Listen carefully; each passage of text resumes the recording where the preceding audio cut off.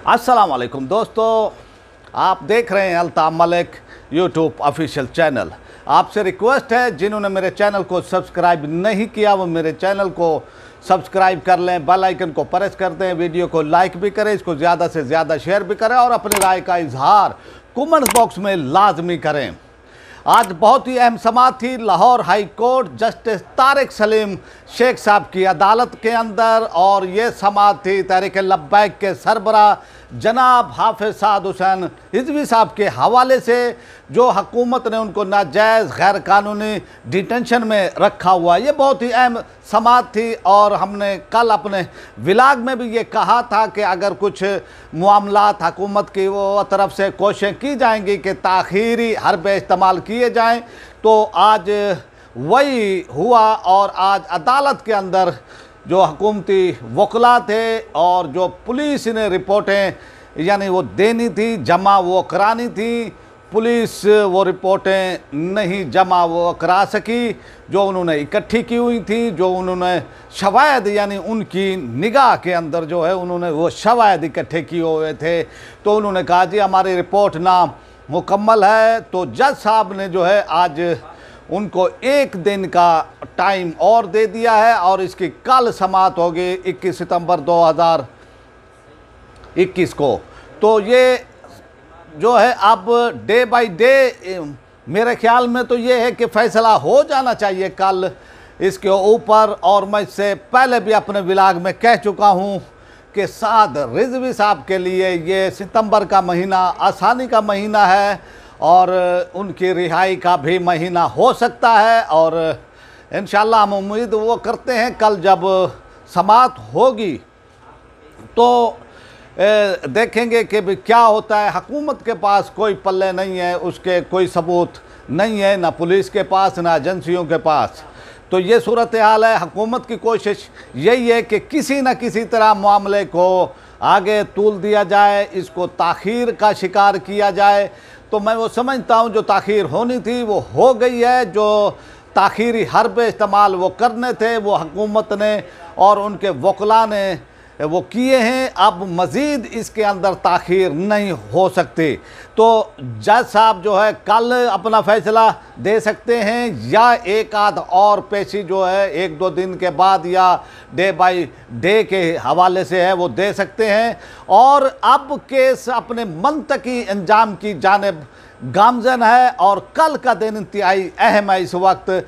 और मैं पहले भी कह चुका हूँ और अब भी कहना चाहूँगा कि जो 3 रुकनी नज़रसानी बोर्ड जो फैसला दे चुका है उसके ख़िलाफ़ मेरे ख्याल में ये जज साहब नहीं जाएंगे और ना ही उसके ख़िलाफ़ वो फैसला देंगे। और फैसला होगा कि तहरीक लब्बैक के सरबराह के हवाले से कि हुकूमत के पास ऐसा कोई भी एलिगेशन इल्ज़ाम उनके पास नहीं है, सबूत उनके पास नहीं है कि वो तहरीक लब्बैक के सरबराह को मज़ीद ज़िंदान में रखें, मज़ीद कैद में रखें, मज़ीद उनको कैद तन्हाई में रखें, मज़ीद उनको आवाम से दूर रखें, उनके कारकुनान से दूर रखें, उनकी पार्टी के जो कारकुनान हैं, उनके रहनुमा हैं, उनसे दूर रखें।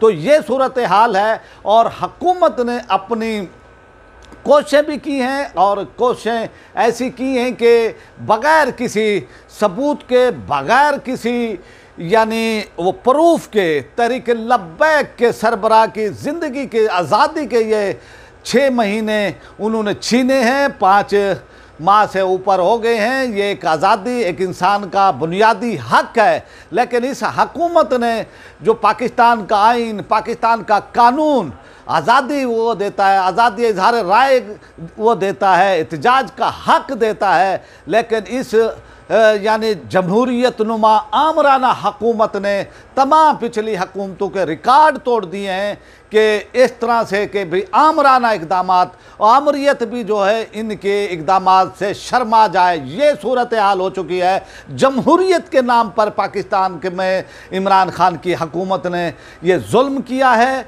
और कानून की बालादस्ती के नाम पर ये जुल्म किया है। और इस तरह से कि एक एहतजाज वो किया गया था था और इतना जुल्म सितम वो ढा दिया इस हुकूमत ने, इंतकामी कार्रवाइयाँ वो करके। अब सूरत हाल ये हो चुकी है, उन्होंने इंतकाम तो अपना अंजाम दिया है, सर अंजाम दिया है, उनको कैदो बंद में भी रखा है अल्लामा हाफिज साद हुसैन रिजवी साहब को, लेकिन सबूत हुकूमत के पास कोई भी ऐसा एविडेंस हुकूमत के पास नहीं है कि भाई उनको यानी मज़ीद यानी उनको यानी कैद के अंदर रखा जाए। तो ये सूरत हाल है। और फिर जो हमारे लाहौर हाई कोर्ट के जज साहबान हैं, 5 जज साहबान इससे पहले वो इनकार कर चुके हैं इस केस की समाज से। तो सूरत हाल से आप अंदाज़ा कर सकते हैं कि सूरत हाल कहाँ पर यानी वो है कि 5 जज साहबान हमारी अदालत आलिया लाहौर के इनकार कर चुके हैं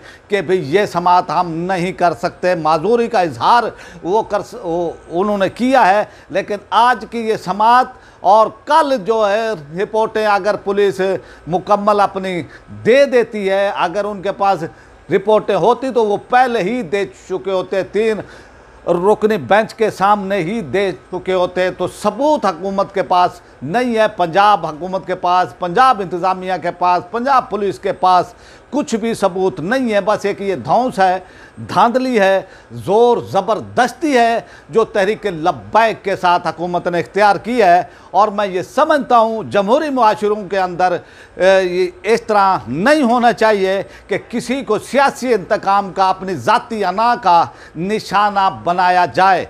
तो सियासत के अंदर सियासी इख्तलाफात होते वो रहते हैं, हर पार्टियों में होते हैं, उनके आपसी इख्तलाफात होते हैं पार्टियों के अंदर भी, लेकिन उनको इंतकाम के तौर पर, इंतकामी टूल के तौर पर इस्तेमाल वो करना मैं समझता हूँ कतन पाकिस्तान की सियासत के लिए, पाकिस्तान के लिए कतन ये अच्छा नहीं है। और ये सूरत हाल है। अब हुकूमत ने ताख़ीर पे ताख़ीर की है, लेकिन जब से अल्लामा हाफिज साद हुसैन रिजवी साहब अंदर हुए हैं और जब से वो कैद तन्हाई में हैं, जब से हुकूमत ने उनके असाब को तोड़ने की यानी वो कोशिश की है, ये कोशिश की है कि उनके असाब कमज़ोर हो जाएं, लेकिन हुकूमत को जो है नाकामी हुई है। और वो अल्लामा हाफिज साद हुसैन रिजवी साहब नामूसे रिसालत पर और ख़त्म नबूवत पर कोई भी कंप्रोमाइज़ वो करने के लिए तैयार नहीं है, और ना ही ये कंप्रोमाइज़ मैं समझता हूँ कि नामूसे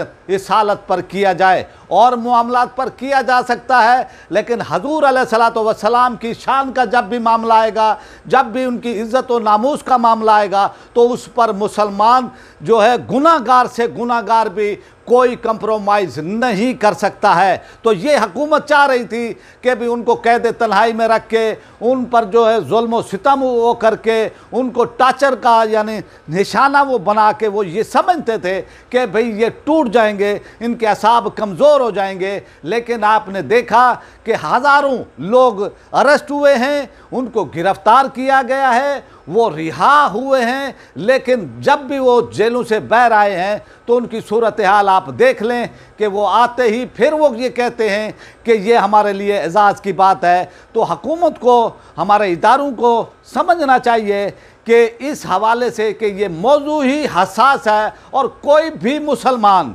कुछ भी यानी एक इंसान की ज़िंदगी प्यारी होती है जब वो ज़िंदगी ही कुर्बान करने का जज्बा रखता हो, तो उन जज्बों को शिकस्त नहीं दी जा सकती है। तो हमारे इदारों को इस पर गौर करना चाहिए, हुकूमत को इस पर गौर करना चाहिए कि तारीख़ के अंदर ऐसा नाम ना लिखवाएं कि इन्होंने ये खड़े हुए थे जो नामूसे रिसालत के हवाले से आवाज़ उठा रहे थे, एहतजाज कर रहे थे पाकिस्तान में, तो ये उनके ख़िलाफ़ यानी खड़े हुए थे। वैसे तो इनका वो तारीख़ में नाम लिखा जाएगा, लेकिन अब भी वक्त है हुकूमत के लिए कि भाई वो इस तरह के इक़दामात मज़ीद ना करें, और ना ही तहरीक लब्बैक के हवाले से जो उन्होंने कालादम वो करार दिया है, इसको जो उन्होंने वादा किया है तहरीक लब्बैक से, और इसको जो है वापस लें और तहरीक लब्बैक को कौमी धारे में सियासत में हिस्सा लेने की कंप्लीटली इजाज़त दी जाए। और उनके जो कारकुनान, जो शूरा के अरकान,